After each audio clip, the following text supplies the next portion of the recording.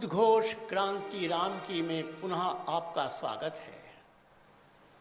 मित्रों, यह क्रांति राम का वर्णन है, यह राम कथा नहीं है। हम सब राम कथा सुनते हैं, वह राम कथा परलोक को सुधारने के लिए कही जाती है और सुनी जाती है। उसमें इस लोक में हमको क्या करना है, बस भक्ति की बात बताई जाती है और भक्ति स्वयं में कुछ नहीं करती। भक्ति से जब संगठन जुड़ता है तो शक्ति पैदा होती है। क्रांति राम में हम उन पात्रों की चर्चा कर रहे हैं जिन पात्रों ने अपनी भूमिका से प्रभु राम की क्रांति को सफल किया। उसमें सर्वप्रथम हमने श्री हनुमान जी का स्मरण किया, क्योंकि वही तो मुख्य पात्र थे और वही हमारे गांव-गांव के नौजवान जिनको हम हनुमान बना हुआ देखना चाहते हैं, उनके लिए आदर्श थे। फिर हमने माँ सीता का विचार किया, जो ग्रामों में निवास करने वाली समाज की प्रतिनिधि हैं। माँ सीता प्रकृति की बेटी है, धरती की बेटी है, धरती की संतान है। अतः हमारे देश में लगभग 10 करोड़ परिवारों के 50 करोड़ समाज, यह सीता है। अब हम लखनलाल जी की ओर आगे बढ़ेंगे। लखनलाल जी शेषनाग के अवतार माने गए और शेषनाग धरती को धारण करने वाला माना गया, अर्थात धरती की ताकत यह शेषनाग की ताकत से नापी जाती है और शेषनाग की ताकत लखनलाल जी की ताकत से नापी जाती है।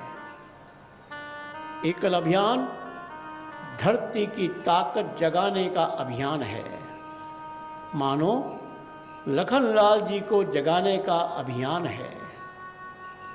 लखनलाल जी अनेक बार मूर्छित हुए, लखनलाल जी अनेक बार क्रोधित हुए, लखनलाल जी अनेक बार निराश भी हुए, लेकिन प्रभु राम की कृपा से, हनुमान जी के सहयोग से लखनलाल जी सदैव ऊर्जावान रहे।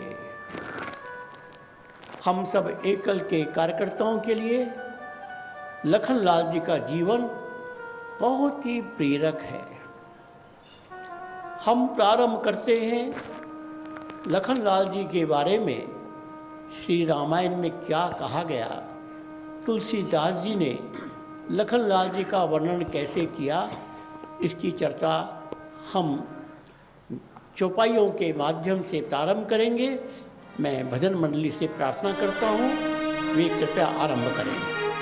शेष सहस्त्र शीस जग कारण, शेष सहस्त्र शीस जग कारण, जो अवतरे भूमि भय तारण, जो अवतरे भूमि भय तारण, रघुपति कीरति विमल पताका, रघुपति कीरति विमल पताका, दंड समान भयउ जस जाका, दंड समान भयउ जस जाका, काचे घट जिमि डारउ फोरी, काटे घट सकऊ मेरु मूलक जिमि तोरी सकऊ मेरु मूरख जिमि तोरी जो तुम्हारे अनुशासन पावं जो तुम्हारे अनुशासन पायो कंदुकैव ब्रह्मांड उठावं कंदुकैव ब्रह्मांड उठायो लखन सकोप बचन जय बोले लखन सकोप बचन जय बोले डगमगानी महिदी गज डोले जगमगाई महिदी गज डोले सकल लोग सब भूप डेराने सकल लोग सब भूप डेराने सियहि हरस जनक सकु जाने सियहि हरस जनक सकु जाने श्री राम जय जय राम। रामायण ने लखनलाल जी का दो परिचय दिया। एक तो वो शेषनाग के अवतार हैं, अर्थात धरती की ताकत है। लेकिन दूसरा परिचय बहुत महत्वपूर्ण दिया। वो एक ध्वज का उदाहरण दे रहे हैं जिसमें राजदंड के रूप में लक्ष्मण जी की चर्चा है और धर्म ध्वजा के रूप में राम जी की चर्चा है और उसका यश चारों ओर फैल रहा है। मित्रों, हम लोगों ने पूर्व सत्र में राजदंड और धर्म ध्वजा इसके बारे में कई बार सुना है। सत्य बात तो यह है, हमारे देश में जिन्होंने राजनीति को धर्म से अलग माना उन्होंने भी अपराध किया, और जिन्होंने धर्म को राजनीति से अलग माना उन्होंने भी अपराध किया। जिन्होंने राजनीति को वेश्या कहकर अपमानित किया वो भी अपराधी हैं, और जिन्होंने धर्मनिरपेक्ष राज्य की बात की वो भी अपराधी हैं। हमारा शास्त्र बताता है कि राजदंड और धर्म ध्वजा का समन्वय ही धर्म है, वही प्रजा का कल्याण करता है। प्रजा का कल्याण ही धर्म है, और प्रजा का कल्याण केवल धर्म नहीं कर सकता, धर्म ध्वजा नहीं कर सकती, केवल राजदंड नहीं कर सकता।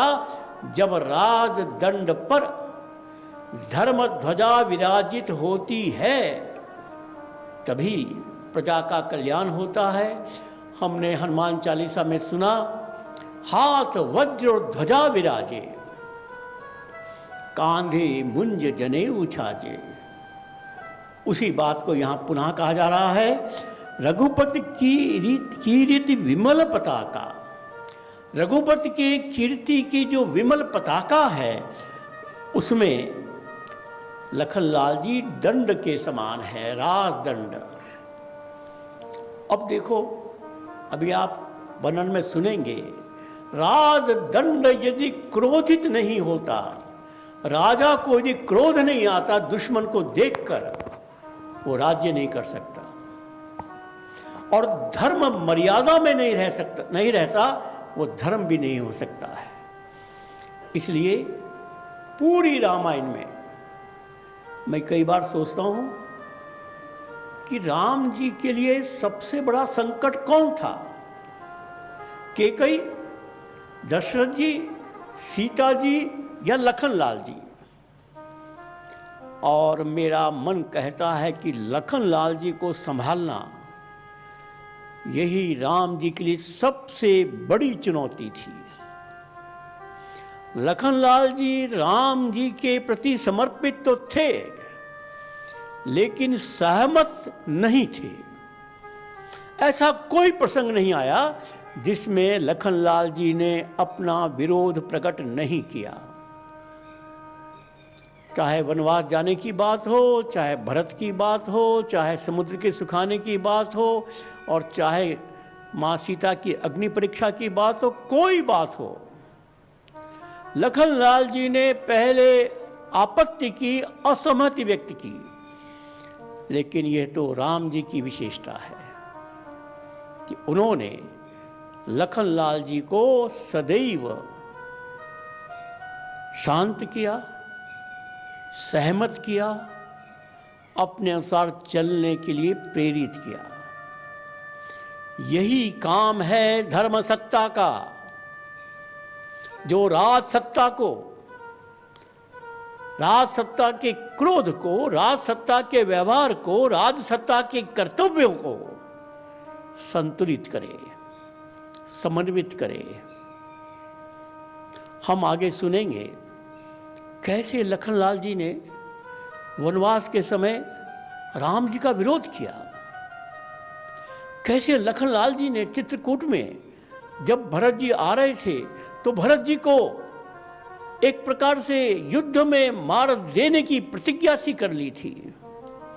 कैसे लखनलाल जी ने जब राम जी समुद्र को मार्ग मांग रहे थे, राम जी का आप विरोध किया। कैसे लखनलाल जी ने जब राम जी ने सीता जी की अग्नि परीक्षा ली, उसका विरोध किया, हर कदम पर विरोध किया। अब ये विरोध की चर्चा मानस में कम है, लेकिन वाल्मीकि रामायण में बहुत विस्तृत है। पुनः वही बात, वाल्मीकि रामायण एक प्रकार से आंखों देखी कमेंट्री थी, और तुलसीदास जी 500 वर्ष पूर्व देश की तत्कालीन परिस्थिति को सुधारने के लिए मार्ग बता रहे थे। अंतर तो स्वाभाविक है, क्योंकि रामायण कोई परलोक के लिए नहीं लिखी किसी ने भी, वो तो इसी लोक के लिए लिखी गई। ये हमारा दुर्भाग्य है कि हमारे कथावाचकों ने, हमारे संत महात्माओं ने यह इस लोक के लिए लिखी गई रामायण को परलोक के लिए बना दिया, अर्थात जनजीवन से काट दिया। जब तुम्हारी मृत्यु होगी तब रामायण तुम्हारा कल्याण करेगी। यह कैसी विचित्र बात है। लेकिन सचमुच में रामायण हमको इसी लोक में कैसे हम स्वर्ग प्राप्त कर सकें, कैसे हम सुख और शांति से रह सकें, इसका ही वर्णन रामायण में है। तो लखनलाल जी को 2 जगह यह वर्णित किया गया, एक तो शेषनाग का अवतार और एक राजदंड का प्रतिनिधि। अब देखो, इन दोनों को यदि मिलाते हैं तो एक नई बात मालूम पड़ती है। राजदंड कौन बनाता है? डेमोक्रेसी में, प्रजातंत्र में सरकार कौन बनाता है? यही धरती की ताकत, यही 50 करोड़ लोग। आज हम अपने देश की राजनीति का विचार करें तो हमारे देश में 20 करोड़ अल्पसंख्यक एकजुट होने के कारण पिछले 60-65 वर्षों तक एक छत्र राज्य किया, जो चाहा मनवा लिया, और लगभग 100 करोड़ हिंदू समाज द्वितीय श्रेणी का बन गया, अपमानित रहा। क्यों? क्योंकि वो 20 करोड़ संगठित थे। वो किसी पॉलिटिकल पार्टी को वोट नहीं देते थे, वो मस्जिद के मुल्ला को वोट देते थे। मस्जिद के मुल्ला ने जो कहा उसको वोट दिया। इस चुनाव क्षेत्र में किसी पार्टी को, उस चुनाव क्षेत्र में किसी पार्टी को, बस जो हिंदुत्व को हरा दे बस वही उनके लिए प्रिय पार्टी है। लेकिन हमारा यह वनवासी समाज ये भी 80-90% वोट देता है, लेकिन सोया हुआ है, संगठित नहीं है, जागृत नहीं है। इनके ही वोट से लोग संसद में या विधानसभा में जाते हैं, लेकिन वहां जाकर फिर इन पर ही अत्याचार करते हैं।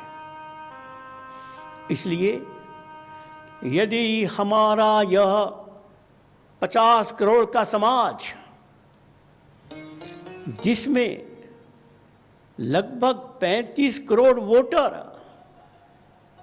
जिसमें लगभग 20-25 करोड़ वोट डालते हैं,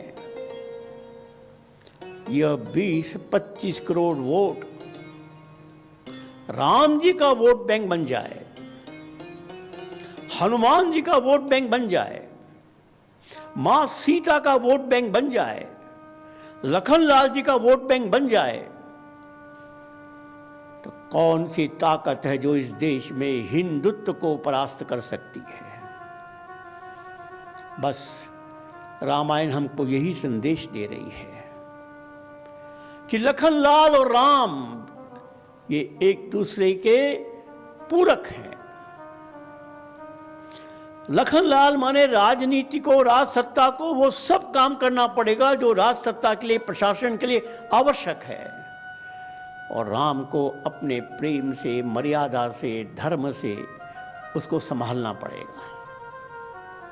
लखनलाल जी का पहला परिचय, वनगमन की बात तो मैं बाद में बताऊंगा, लेकिन पहला परिचय मिला वनगमन से पूर्व जब धनुष भंग की घटना हुई।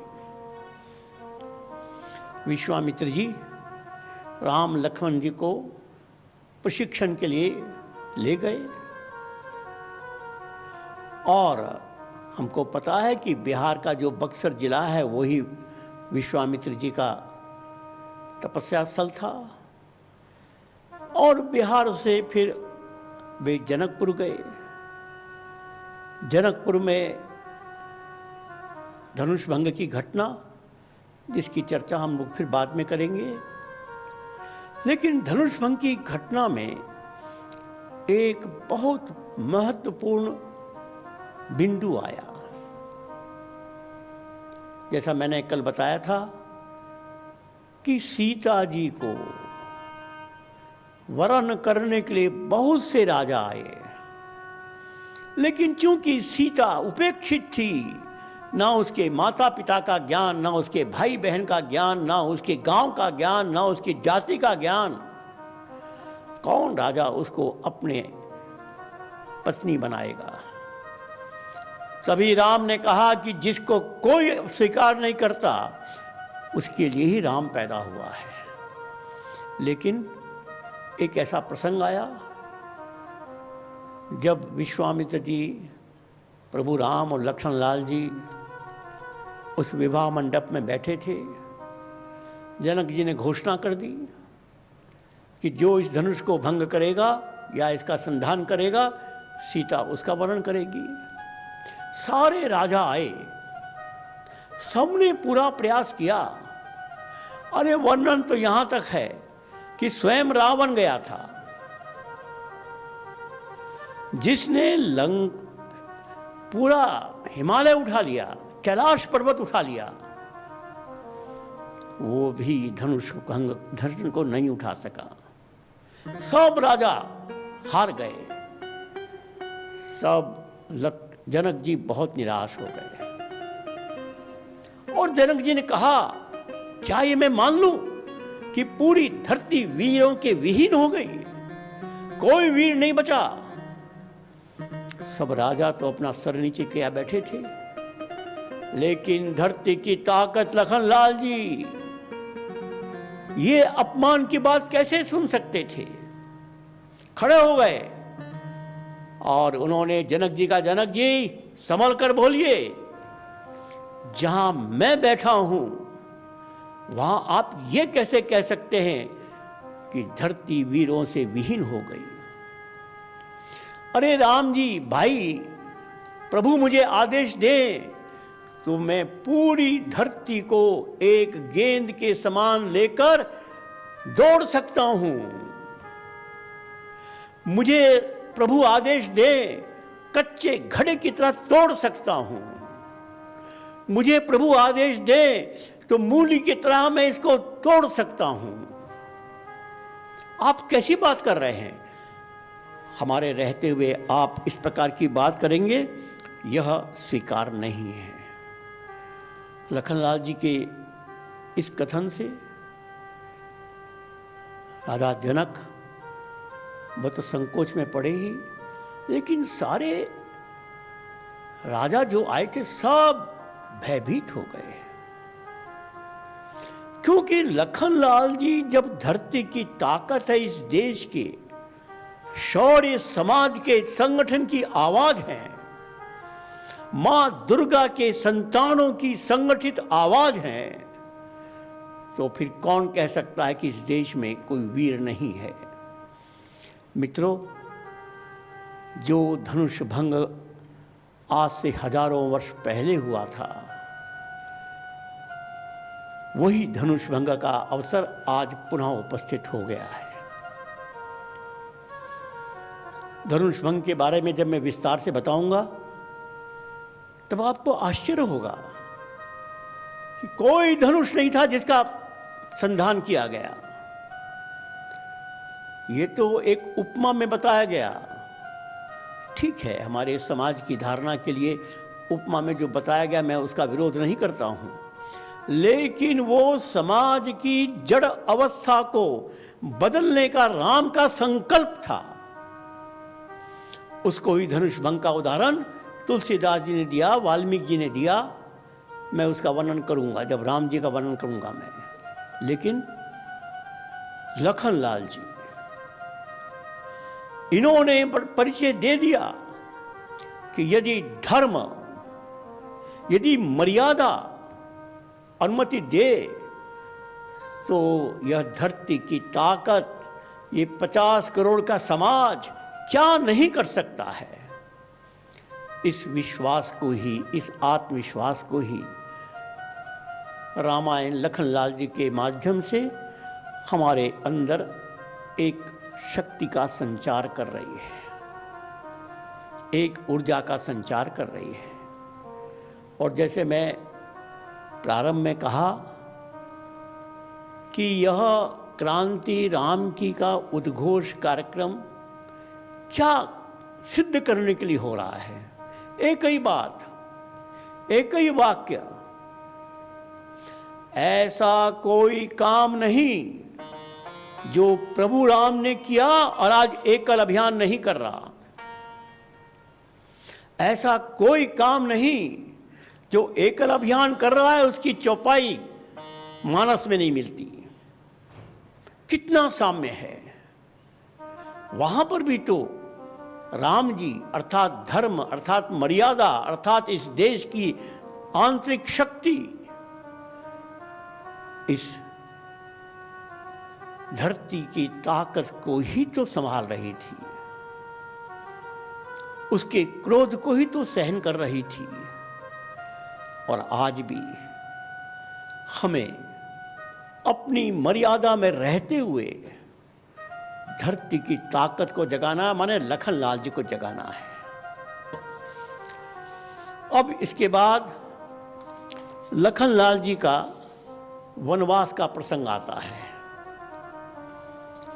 उस प्रसंग की चर्चा भी बहुत हमारे लिए प्रेरणास्पद भी है, शिक्षाप्रद भी है।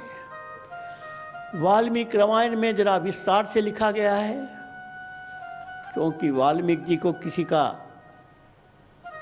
परहेज नहीं करना था। उस समय की परिस्थितियाँ कुछ अलग थी और तुलसीदास जी को तो 500 वर्ष पूर्व के बाबर के राज्य की मर्यादा कहो, चिंता कहो, अत्याचार कहो, उसका विचार करना ही था। तो आइए पहले हम चौपाई सुनते हैं, कैसे वन गमन के समय लखनलाल जी का व्यवहार कैसा रहा। भजन मंडली आरंभ करिए।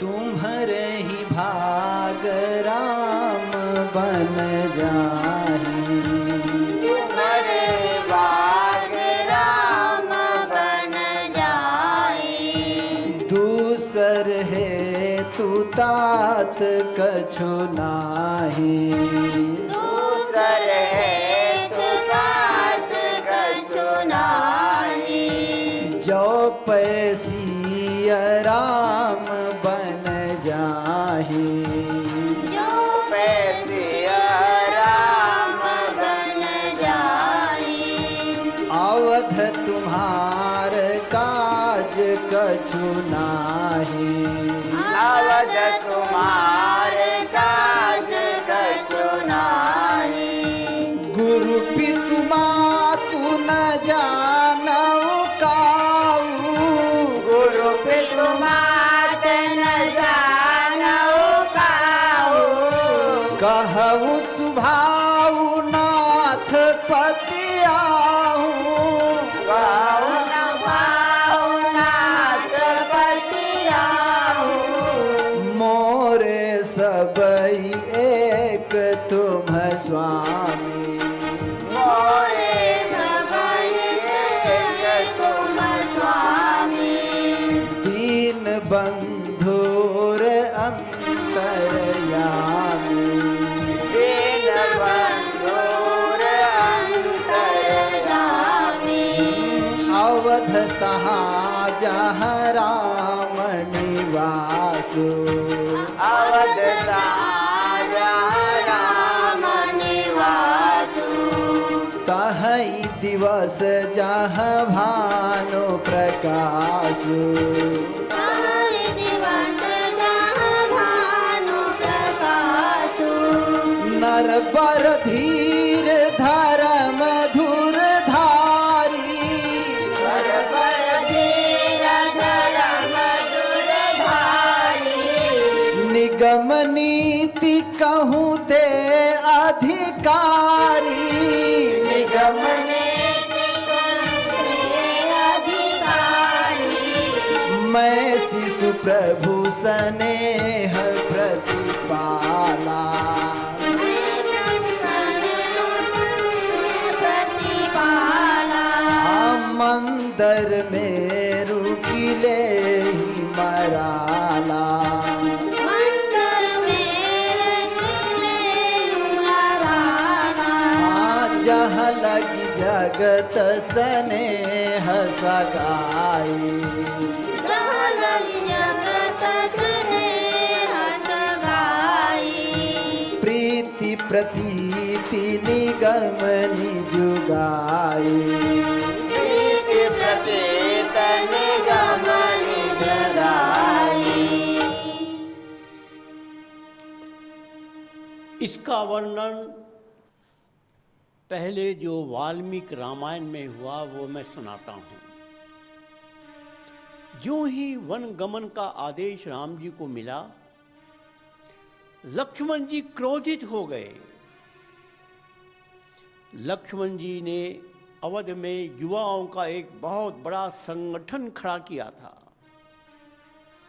उस संगठन के बल पर दशरथ जी को गिरफ्तार करने का अभियान शुरू किया, राजा के विरुद्ध विद्रोह शुरू किया। जाकर मां कौशल्या से कहा, मां ये क्या अवस्था है। मां सुमित्रा से कहा, मां ये क्या अन्याय है, मैं सहन नहीं करूंगा। और दशरथ जी के बारे में बहुत ही अप्रिय शब्द बोले। एकदम क्रोध में मानो पूरी अवध को ही वो उलट पलट कर देंगे। और बाद में राम जी के पास गए। राम जी से भी उन्होंने कहा कि भैया क्या आप बस उस बूढ़े बशत की बात मान रहे हैं, आपने क्या किया। वो कैकेयी और भरत और वो सारी कहानी सुनाई। वैसे भी सुमित्रा के 2 संतान थे, लक्ष्मण जी और शत्रुघ्न जी।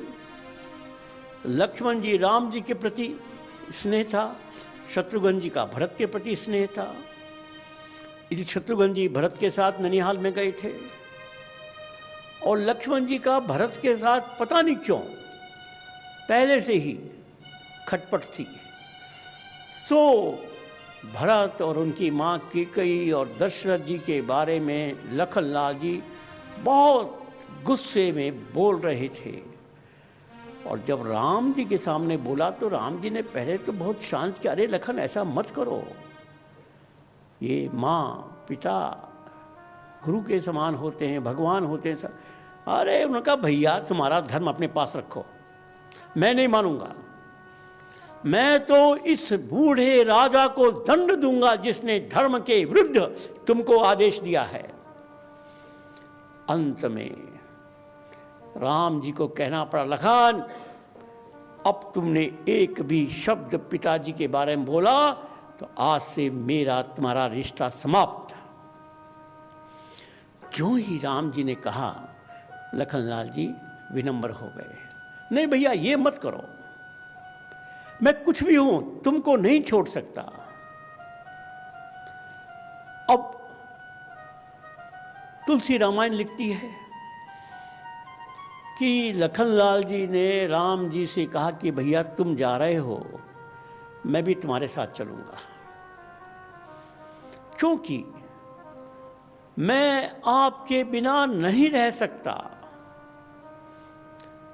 लखनलाल जी को राम जी बहुत समझा रहे हैं कि नहीं भाई देखो, पिताजी हैं, माँ है, इन सब का ख्याल कौन रखेगा, तुम यहीं रहो, धर्म ये कहता है, नीति ये कहती है।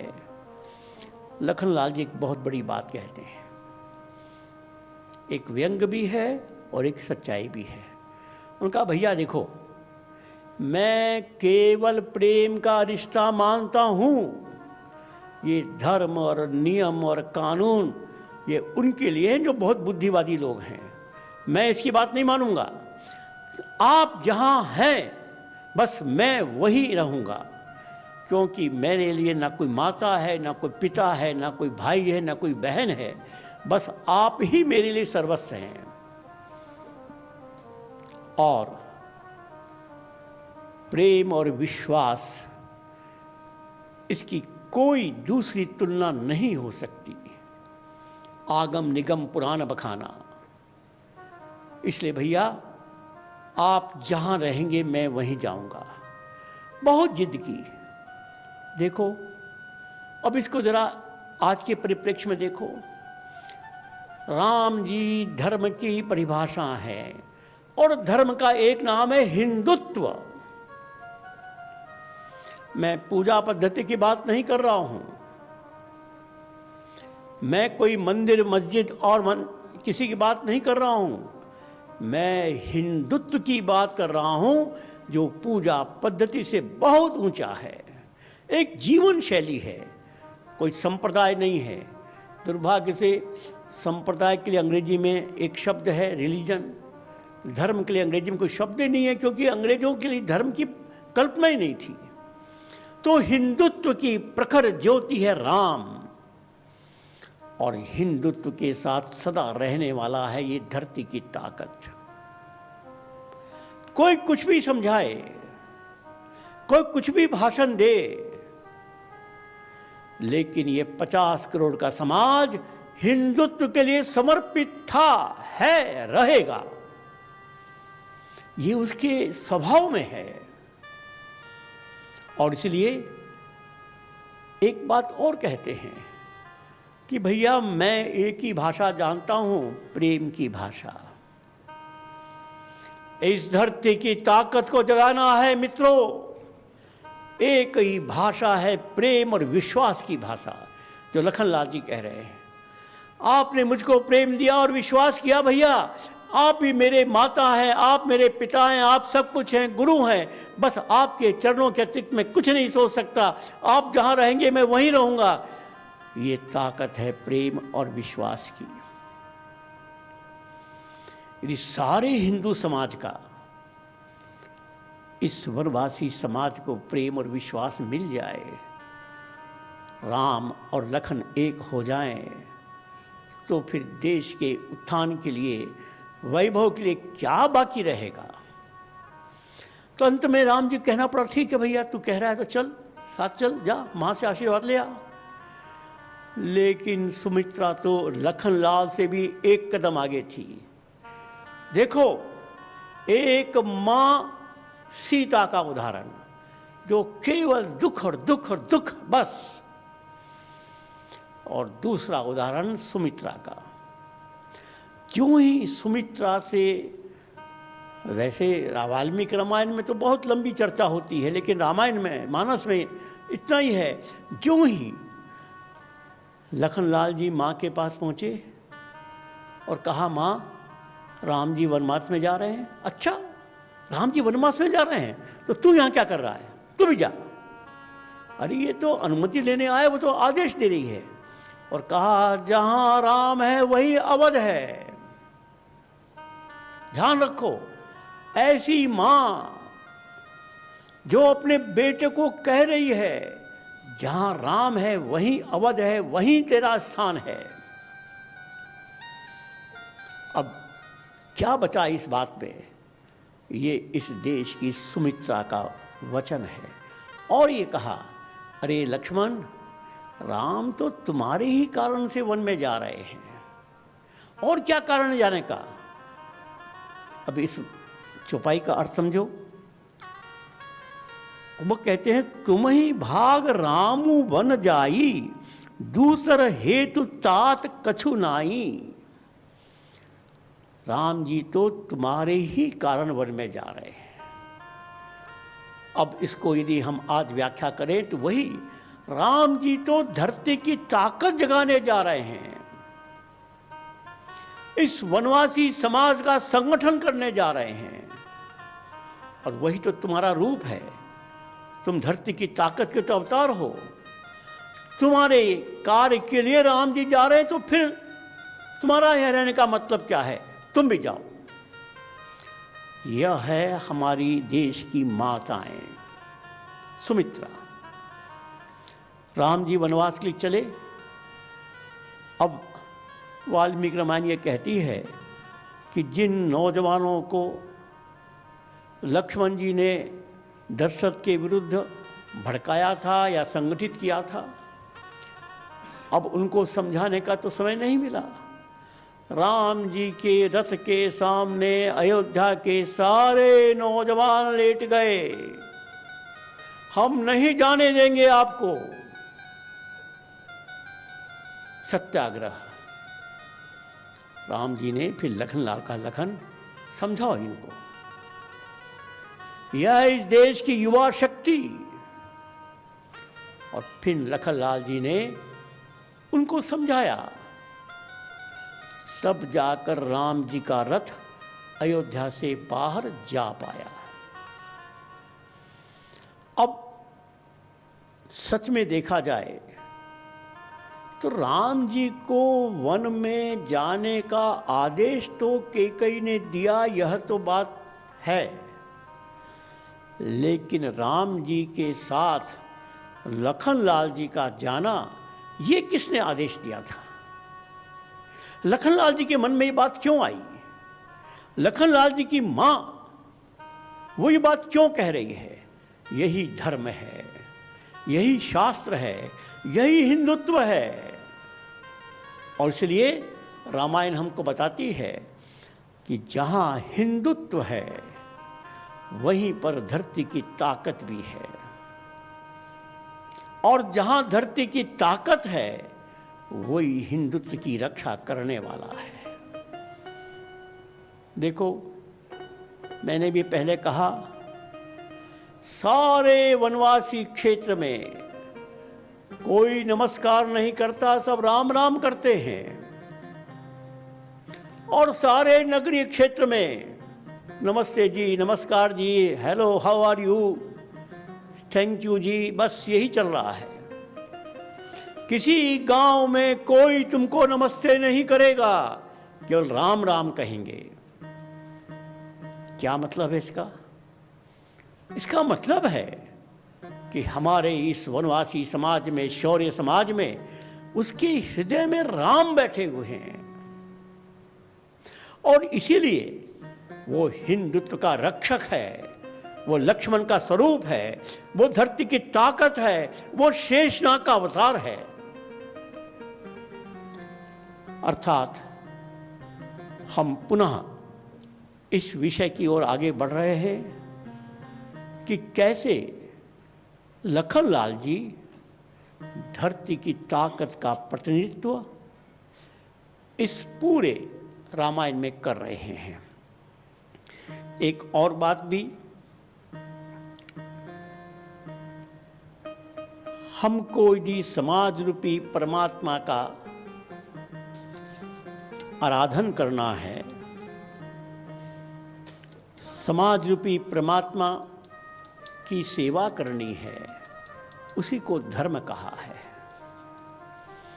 और राम जी फिर क्यों जा रहे थे वहां वनवास में? समाज के प्रजा वत्सल बनने के कारण प्रजा के कल्याण के लिए जा रहे थे। राम जी ने किसी मंदिर में जाकर दर्शन किया, यह वर्णन किसी रामायण में नहीं है। राम जी ने कितना उपवास किया, कितनी माला भजी, कितना तिलक लगाया, कितना उन्होंने बाकी कर्मकांड किया, इसका वर्णन कहीं नहीं है। हाँ, राम जी ने प्रजा के कल्याण के लिए अपना पूरा जीवन लगा दिया और वो धर्म के प्रतिनिधि बन गए। मित्रों, धर्म और कर्मकांड को अंतर करो। कर्मकांड धर्म के पालन की तैयारी का नाम है और वो ठीक है, वो होना चाहिए। लेकिन धर्म अलग है, कर्मकांड अलग है। कृपया कर्मकांड को धर्म मत मानिए।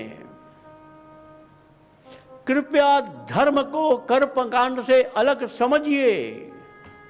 बस जब हम सब धर्म का पालन करेंगे, प्रजा के कल्याण का विचार करेंगे, हम समाज के लिए समर्पित होंगे, हम इस संपूर्ण समाज को सुखी और संपन्न बनाने का सपना देखेंगे। केवल समाज भारत का नहीं, कर्मंतो विश्वमार्यम, सारी दुनिया के समाज को सुखी बनाने का विचार करेंगे। यही हिंदुत्व की परिभाषा है, यही हमारा धर्म है। आज इतना ही, अगली सत्र में आगे की चर्चा करेंगे। सबको नमस्कार, धन्यवाद।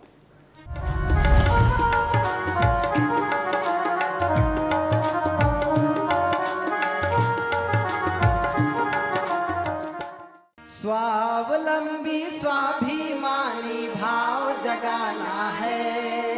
स्वावलंबी स्वाभिमानी भाव जगाना है। चलो गाँव की ओर हमें देश बनाना है। चलो गाँव की ओर हमें देश बनाना है। हर घर में गौ माँ की सेवा, पशुधन का हो पालन, गंगा माँ की रक्षा से हो धरती माँ का पोषण। बने औषधि गौमूत्र से, खाद ईंधन गोबर से। स्वच्छ रहेंगे, स्वस्थ रहेंगे, भाव जगाना है। जड़ी बूटी से खुशहाली हर गाँव में लाना है। स्वावलंबी स्वाभिमानी भाव जगाना है। चलो गाँव की ओर हमें फिर देश बनाना है। चलो गाँव की ओर हमें फिर देश बनाना है।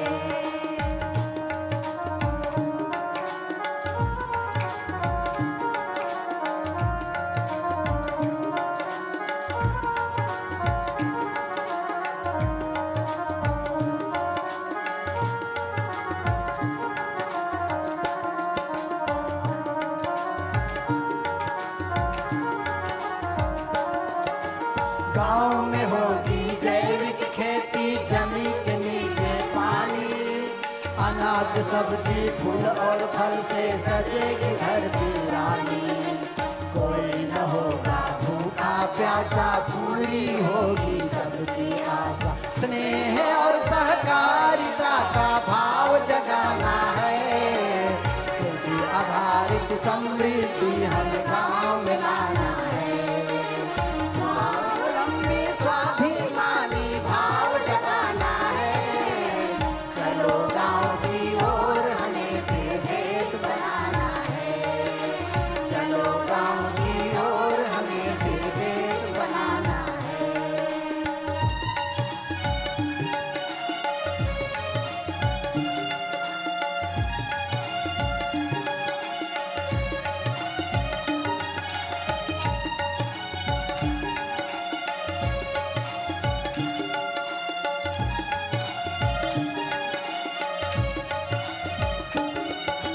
ग्राम उद्योग विस्तार से सबका निश्चित हो रोजगार।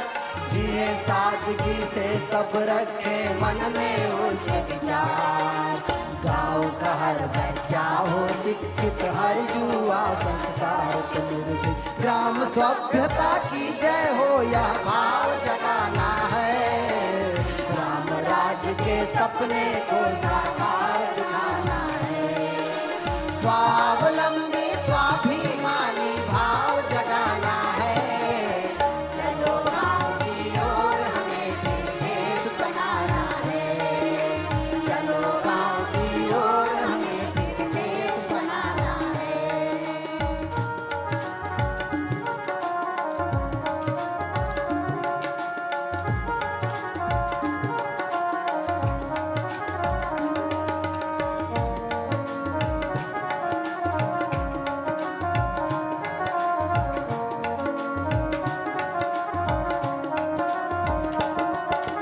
ग्राम नगर वन के वासी सब भारत के संतान।